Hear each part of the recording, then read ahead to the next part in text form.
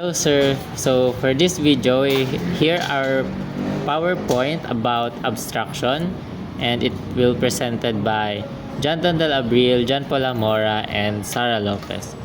So here at the slide 2, we'll see the brief overview, and the program shows how to enforce method implementation in derived classes and achieve multiple inheritance through interfaces.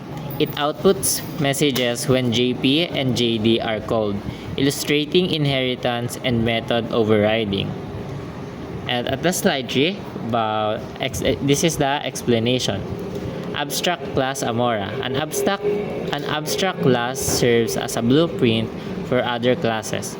It can include abstract methods without a body that must be implemented by subclass. Interface Abril. An interface in Java is a collection of abstract methods. A class that implements an interface must provide definitions for all of its methods. Inheritance. The main class inherits from Lopez, which inherits from Amora. This demonstrates how classes can Key points. Inheritance.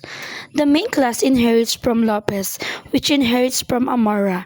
This demonstrates how classes can inherit methods and behaviors from other classes, allowing main to access methods like JP and JD without redefining them. Interface implementation. The Lopez class implements the Abril interface, meaning it is required to provide an implementation for the JD methods, which is thus.